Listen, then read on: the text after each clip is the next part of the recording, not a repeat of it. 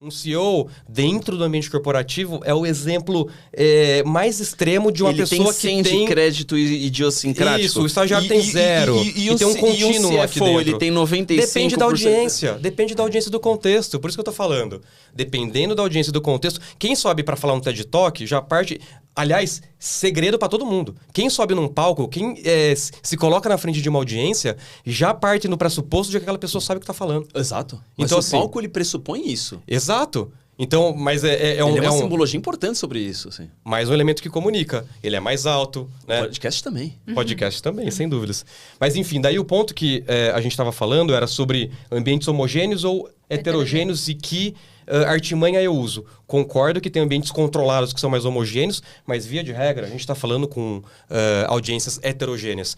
Aliás, tem um outro estudo muito legal, cara, que eu estava lendo sobre liderança, que é uma das grandes capacidades de comunicação, de liderança é comunicação, né? E que, olha esse estudo que ele trouxe de evidência. Líderes são 9 vezes mais propensos a serem criticados por comunicar pouco do que por comunicar muito. Perfeito. Cara, e isso é muito legal. Por quê? E qual é o mecanismo por trás disso? O líder que comunica muito, no máximo, vai ser entendido como chato. Lá vem o cara daquela mesma ladainha. Mas todo mundo tá entendendo, compreendendo e sabe que a pessoa tá na bola. O mecanismo que faz com que as pessoas avaliem mal um líder que não se comunica é que passa por falta de clareza. E aí entra um ponto da tríade que você falou, que é a falta de cuidado com aquele contexto e com o outro. André, a primeira coisa que a gente recomenda no momento de crise é que o CEO coloque a cara. Olha, pra dentro e pra fora? Pra dentro e pra fora. Porque é no momento de crise, quando as coisas saem do controle, que o CEO precisa, a CEO, mas a figura. Um executivo importante, precisa trazer pra si a Deixa eu responsabilidade. vender o peixe dele. Se você é CEO, só faça isso se você estiver bem treinado. Exato. Põe a cara, mas tem que estar bem treinado. Porque a gente já viu cada besteira no mercado também. Não, mas explora mais. Isso aqui é interessante. Mas, isso é um cenário extremo que mostra alguns elementos. Mas por que isso? Porque de novo, dentro do ambiente de crise, que é quando as coisas saem de controle e vira uma doideira e tá todo mundo gritando pra todo lado. O que é uma crise, Pedro? Uma crise é quando algo sai da rotina de uma empresa. Vou dar um exemplo muito concreto. Todo mundo dizia que a Uber vivia em crise porque tinha problema com o taxista. Aquilo não era crise. Aquilo era uma parte da rotina do desenvolvimento do negócio. Aquilo não era crise. A gente falou bastante sobre isso. Posso dar um exemplo prático? Claro. Que estou assistindo agora na Netflix, o documentário sobre a queda do avião da TAM em 2007. Tá. Congonhas? Congonhas, que ele passou direto ali. E tem imagens do presidente da TAM naquela época, aí estão entrevistando o presidente ex-presidente da TAM. Então, uma crise numa companhia aérea é uma queda de um avião, por exemplo. Excelente exemplo. Nessa série, você consegue lembrar pra mim se o presidente... Que tipo de roupa o presidente usa em todas as vezes que ele fala? Não lembro. Repara depois que todas as vezes ele tá de terno e gravata. E ele tá com uma gravata escura.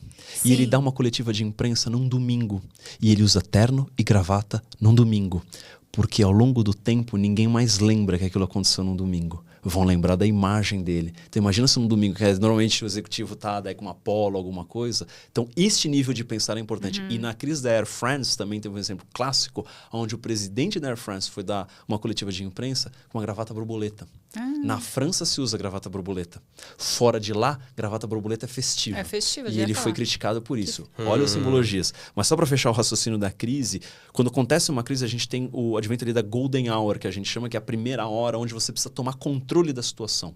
E é nesse momento que ter uma figura de liderança que consegue endereçar as pessoas e dizer o que está acontecendo, mesmo que seja, eu não sei o que está acontecendo, meu time está trabalhando nisso e a gente vai voltar aqui para passar para você o que a gente descobrir, isso é mais importante do que ficar em silêncio. Porque isso mostra, estou no controle, minimamente, né? Sou eu o líder dessa situação, estou me inteirando sobre o assunto e é em mim que você tem que confiar.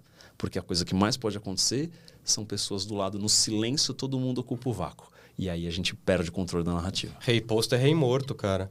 E acho que esse exemplo é super legal, porque no final, crises elas geram instabilidade e incerteza, né? É o que a gente vê, que a gente viu na pandemia do Covid, cara, é o que a gente viu agora nessa volatilidade que uma liderança viu uma comunicação um pouco mais agressiva, que é o Donald Trump, ele tá tendo de efeito colateral em outras nações, que um outro tipo de líder e outro tipo de comunicação tá ascendendo. Ele com o Zelensky, aquele circo, aquilo foi muito emblemático, são coisas muito emblemáticas, né?